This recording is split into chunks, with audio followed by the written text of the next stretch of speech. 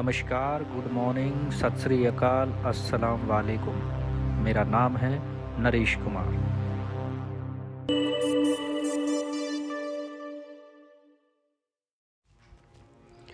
ये दुनिया सिर्फ दो ही तरह के लोगों को याद रखती है, महात्मा या तानाशाह। महात्मा सुनकर आमतौर पर जहन में, आपके दिमाग में महात्मा गांधी का नाम आता है, लेकिन तानाशाह सुनकर आप किसके बारे में सोचेंगे? नेपोलियन, सिकंदर या चंगेज खां से लेकर युगांडा के तानाशाह ईदी अमीन, एडोल्फ हिटलर और किम जोंग उन तक इस दुनिया ने कई तानाशाह देखे हैं। लेकिन इस बीच एक तानाशाह ऐसा भी हुआ था जिसने अपनी ज़िंदगी के आखिरी दिनों में भी अच्छे दोस्त बनाए। एक ऐसा तानाशाह भी हुआ जिसे कुछ लोग इतिहास का सबसे बड़ा विलेन तो कुछ लोग हीरो के रूप में भी मानते थे। जी हाँ, हम बात कर रहे हैं इराक के भूतपूर्व राष्ट्रपति सद्दाम हुसैन की। सद्दाम हुसैन का जन्म 28 अप्रैल 1937 को बगदाद के उत्तर में स्थित टिकरीत के पास अल ओजा गांव में हुआ था। बचपन में ही इनके पिता का निधन हो गया था, जिससे सारी जिम्मेदारी सद्दाम हुसैन के कंधों पर आ गई थी। वर्ष 1958 में जब इराक में ब्रिटिश समर्थित सरकार के खिलाफ विद्रोह भड़का तो ब्रिगेडियर अब्दुल करीम कासिम ने राजशाही हटाकर सत्ता हथिया ली थी। सद्दाम ने 1959 में अपनी गैंग के साथ मिलकर कासिम की हत्या की एक असफल कोशिश की थी, जिससे सद्दाम इराक से भागकर मिस्र चले गए। 1963 में जब कासिम के खिलाफ बाथ पार्टी में बगावत हुई, तब सद्दाम फिर से इराक वापस लौट आए। सद्दाम हुसैन की जीवनी लिखने वाले कौन कफलिन और Saddam Hussain the politics of revenge लिखने वाले सैयद अबूरिश ने इस तानाशाह की कई शॉकिंग और रोचक कहानियां किताब में पेश की हैं। बीबीसी की रिपोर्ट के मुताबिक सद्दाम हुसैन की जीवनी लेखक कौन कफलिन ने लिखा है कि सद्दाम की बनवाई एक मस्जिद में उनके खून से लिखी एक कुरान की किताब रखी हुई है। सद्दाम हुसैन ने अपने कार्यकाल में एक ऐसी कुरान लिखने का आदेश दिया था जो शाही की जगह खून से लिखी गई थी। इसके लिए सद्दाम हुसैन ने 3 साल में अपना 26 लीटर खून निकलवाया था। हर हफ्ते एक नर्स सद्दाम के शरीर से खून लेती थी, वहीं दूसरी टीम इस खून से कुरान लिखने में जुट गई थी। कई दिनों की मेहनत के बाद सद्दाम हुसैन के खून से 605 पन्नों की ये कुरान की किताब लिखी जा सकी। यह कुरान आज भी वहाँ शीशे के फ्रेम में लोगों को दिखाने के लिए रखी गई है। खून से लिखे कुरान को लेकर अलग अलग कहानियाँ प्रचलित हैं।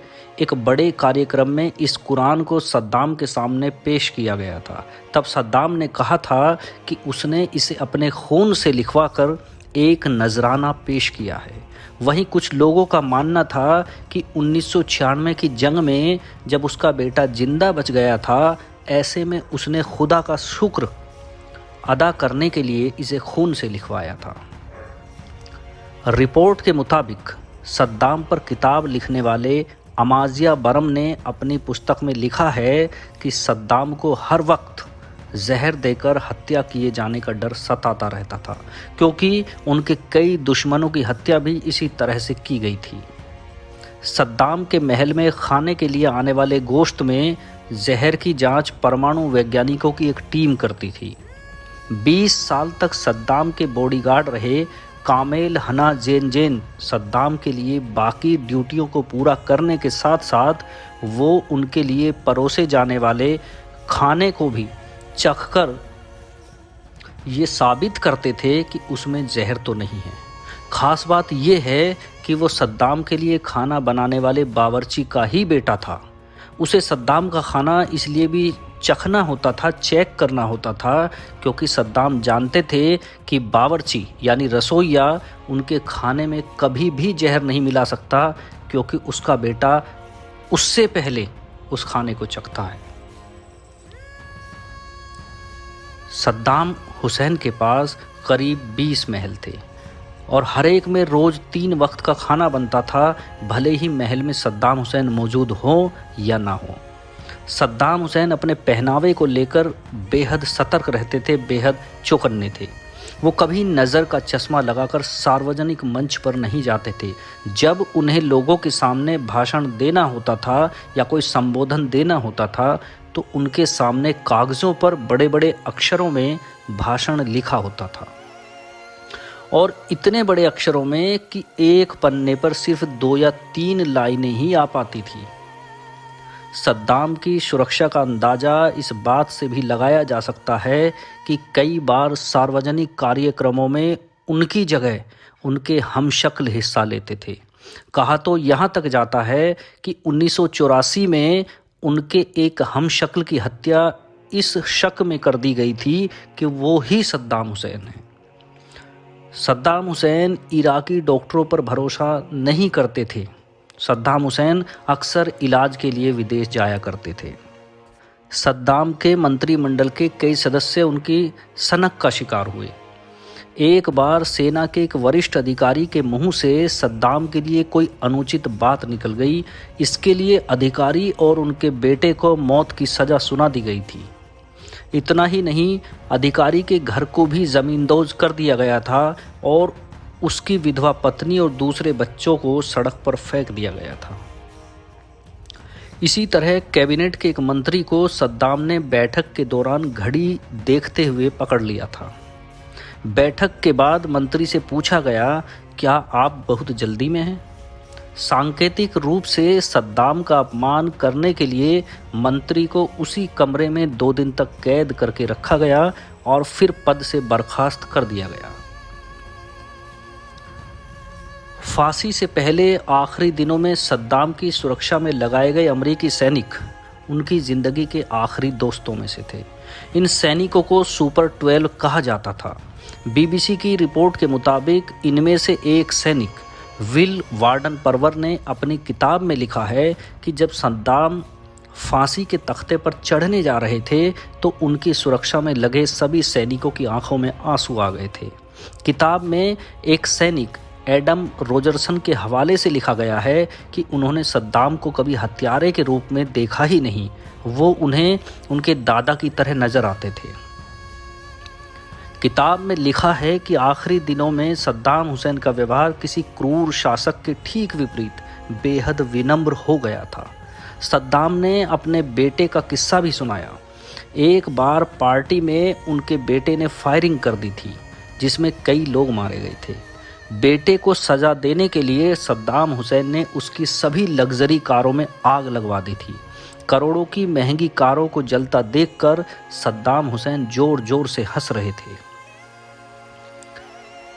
एक अमरीकी सैनिक ने बताया कि जब उसके भाई की मौत हो गई तो सद्दाम हुसैन ने उसे गले लगाते हुए कहा था कि आज से मैं ही तुम्हारा भाई हूँ। एक दूसरे सैनिक से सद्दाम हुसैन ने कहा कि मैं तुम्हारे बेटे की पढ़ाई का खर्च उठाने के लिए तैयार हूँ अगर मुझे मेरे पैसों को इस्तेमाल करने की इजाज़त मिल जाए। सद्दाम हुसैन सैनिकों से उनका और उनकी निजी ज़िंदगी का हाल पूछते रहते थे। धीरे धीरे अमरीकी सैनिकों और सद्दाम हुसैन के बीच दोस्ती का रिश्ता कायम होता चला गया और जेल में भी एक सकारात्मक माहौल पैदा हो गया था। फांसी के बाद उनके शव के साथ लोगों ने बदसलूकी की। अमेरिका के दुश्मन सद्दाम हुसैन की मौत के बाद ये सैनिक इतने उदास थे कि इनमें से एक ने सेना से इस्तीफा तक दे दिया था। अपनी फांसी से पहले सद्दाम काफ़ी निराश थे।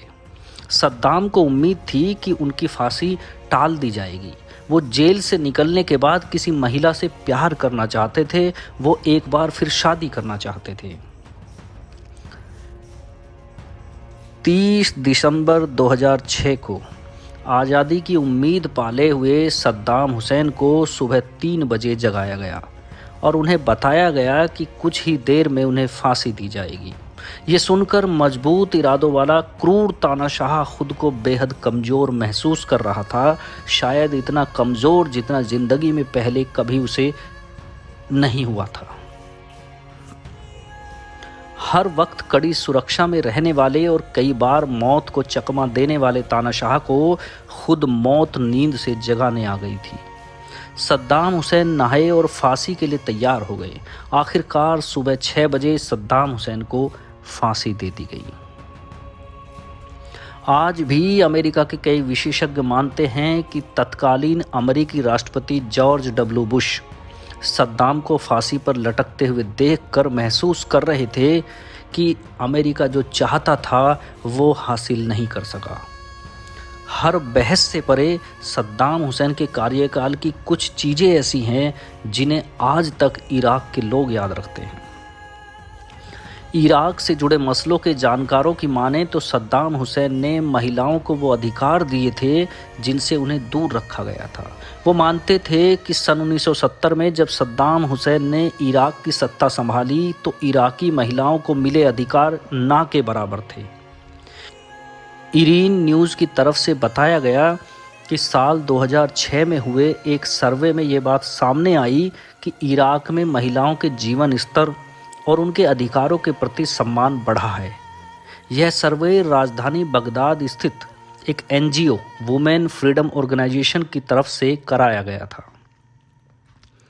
साल 2003 में सीबीएस की एक न्यूज़ रिपोर्ट में कहा गया था कि सद्दाम हुसैन ने अमेरिका के डेट्रॉइट में स्थित एक चर्च को हजारों मिलियन डॉलर का दान दिया था। इस दान के बाद उन्हें इस शहर की चाबी तक सौंप दी गई थी। डेट्रॉइट के शेल्डन सेक्रेड हार्ट चर्च को सद्दाम ने यह दान दिया था।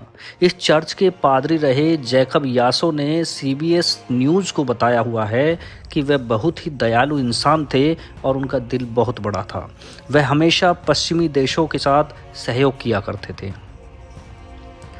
बतौर राष्ट्रपति सद्दाम हुसैन ने जिस तरह से देश की अर्थव्यवस्था को संभाला था उसके लिए आज तक उन्हें सराहा जाता है।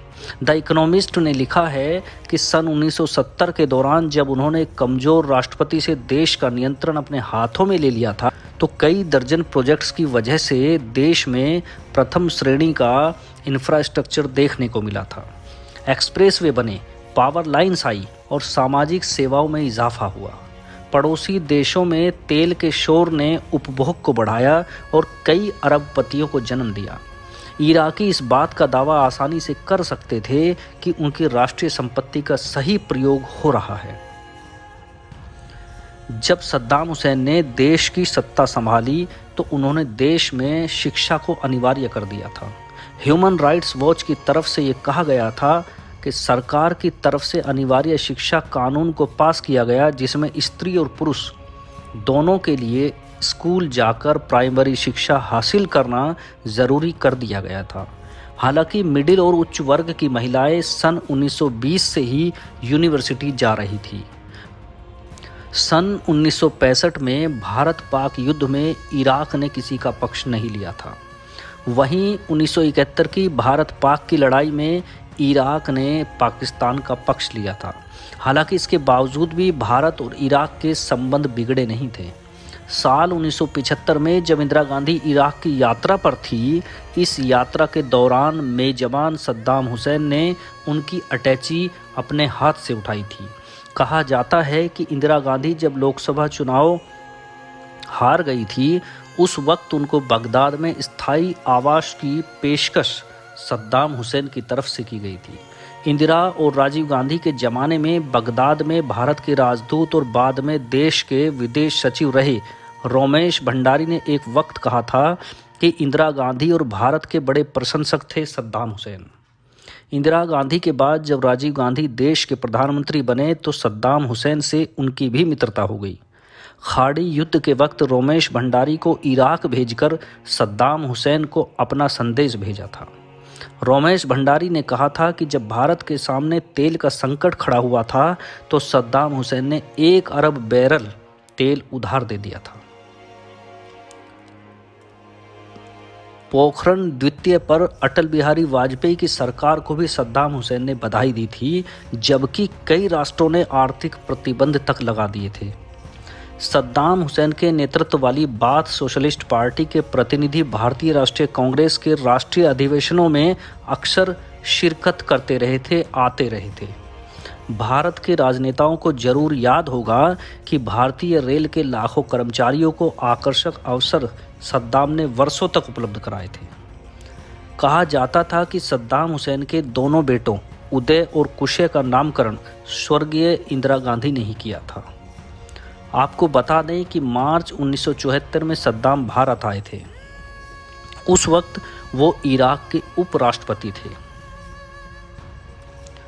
उन्हें फांसी दी गई तो जहां कुछ लोग खुश हुए थे, वहीं कुछ ऐसे भी थे जिन्हें इस खबर ने हिलाकर रख दिया था। इनमें से एक थे मुख्तियार सिंह। मुख्तियार सिंह सद्दाम की मौत की खबर सुनकर हिल गए थे। वो ना तो कोई बहुत बड़े रईस थे और ना ही सरकार या सत्ता से जुड़े कोई अहम इंसान। मुख्तियार सिंह का दिल्ली के कीर्तिनगर में फर्नीचर का काम है। ख़ास बात यह है कि उन्होंने सद्दाम हुसैन को भारत आने पर एक कुर्सी गिफ्ट की थी। ये कुर्सी उन्होंने ख़ास तौर पर सद्दाम हुसैन के लिए ही डिज़ाइन की थी। मुख्तियार सिंह उस दिन को कभी नहीं भूल सके जब उन्हें सद्दाम हुसैन के ख़ास मेहमान के तौर पर बगदाद इनवाइट किया गया था। सद्दाम हुसैन ने अपनी हत्या की साजिश रचने वालों से बदला लेने के लिए इराक के दुजैल शहर में साल 1982 में नरसंहार करवाया था। इस नरसंहार में 148 शिया लोगों की हत्या की गई थी। इस मामले में 5 नवंबर 2006 को उसे मृत्युदंड सुनाया गया। दरअसल साल 2003 में अमेरिका ब्रिटेन ने इराक पर जैविक हथियार इकट्ठा करने का आरोप लगाया था, जिसका सद्दाम हुसैन ने खंडन भी किया था। अमेरिका और ब्रिटेन के नेतृत्व में संयुक्त सेनाओं ने इराक पर हमला कर दिया और अप्रैल 2003 में सद्दाम हुसैन को सत्ता से बेदखल कर दिया। ऐसे में सद्दाम हुसैन को अंडरग्राउंड होना पड़ा। इसके बाद सद्दाम हुसैन की तलाश में ऑपरेशन रेड डॉन शुरू किया गया और 13 दिसंबर 2003 को टिकरित के नज़दीक अदटौर से सद्दाम को पकड़ा गया था। लगभग 2 दशक पहले इराक के पूर्व राष्ट्रपति सद्दाम हुसैन को अमेरिकी सेना की स्पेशल यूनिट ने एक गुप्त मिशन के जरिए पकड़ा था। अब एक इंटरव्यू में इस ऑपरेशन से जुड़े सैनिकों ने मिशन की डिटेल्स के बारे में खुलासा किया है। पूर्व तानाशाह सद्दाम हुसैन को 2003 में एक होल से खोज कर निकाला गया था। Retired army master general sergeant Kevin Holland ने दावा किया कि उनकी डेल्टा फोर्स ने अमेरिकी राष्ट्रपति जॉर्ज डब्ल्यू बुश के आदेश पर सद्दाम को पकड़ा था। न्यूयॉर्क पोस्ट की रिपोर्ट के मुताबिक हॉलैंड ने कहा कि टीम ने खुफिया नेटवर्क के आधार पर सद्दाम के ठिकाने का पता लगाया था। सद्दाम हुसैन इराक के एक छोटे से कस्बे में ज़मीन के नीचे छिपा हुआ था। जहां सद्दाम हुसैन छिपा हुआ था वहां एक घर भी था, जिसमें एक किचन और एक बेड मौजूद था। सैनिक जब खुफिया ठिकाने पर पहुंचे तो उन्हें कुछ भी नहीं मिला। तभी यहां उन्होंने देखा कि स्पंज के कुछ टुकड़े एक जगह पर पड़े थे। इन्हें छिपाने के लिए इन पर पत्तियां और मिट्टी डाली गई थी। सैनिकों ने जब इसे हटाया तो उन्हें ज़मीन में एक गड्ढा दिखा। सैनिकों ने पाया कि इसी में सद्दाम हुसैन बैठा हुआ था। इस गड्ढे में एक इंसान के बैठने की पर्याप्त जगह थी। सैनिक जब गड्ढे में उतरे तो देखा कि ईंट के जरिए इसे पक्का किया गया था। अंदर एक ट्यूबलाइट भी लगी थी। इसके साथ ही एक छोटा पंखा लगा था। गड्ढे में दम ना घुटे इसके लिए एक पाइप भी लगी थी, जिससे हवा आती जाती थी। हॉलैंड ने कहा कि जब उन्होंने ये गड्ढा देखा तो उसमें ग्रेनेड फेंक दिया। इसके बाद अंदर से अरबी भाषा में बोलने की आवाज़ सुनाई दी। उन्होंने कहा कि पहले 2 हाथ सामने आए, उसके बाद एक सिर बाहर निकला जिस पर बड़े बड़े बाल थे। हमने उसे बाहर खींचा और ये सद्दाम हुसैन ही था। हॉलैंड के मुताबिक सद्दाम ने अंग्रेज़ी में कहा कि मैं इराक का राष्ट्रपति हूँ और बातचीत के लिए तैयार हूँ। तब सैनिकों ने कहा कि बातचीत का समय अब ख़त्म हो चुका है। सद्दाम के पकड़े जाने के बाद उसे अंतरिम इराकी सरकार की हिरासत में भेज दिया गया। एक अदालत में सद्दाम पर मुकदमा चलाया गया, जिसमें उन्हें दोषी ठहरा दिया गया और 30 दिसंबर 2006 को फांसी की सज़ा सुना दी गई। सद्दाम हुसैन को जब जज ने मौत की सज़ा सुनाई तो सद्दाम हुसैन ने अपने लिए एक कोट मांगा। आखिरी इच्छा के रूप में कोट की मांग की, क्योंकि सद्दाम हुसैन उस टाइम कांप रहे थे। सर्दी का महीना था, सर्दी का मौसम था। जब लोगों ने पूछा कि आपको कोर्ट क्यों चाहिए, तो उनका जवाब था कि आने वाला वक्त, आने वाले लोग, आने वाली नस्लें मुझे ये ना समझें कि मैं मौत के डर से काँप रहा हूँ, बल्कि मैं वास्तव में सर्दी से काँप रहा हूँ। इसके बाद सद्दाम हुसैन को मौत की सज़ा दे दी गई।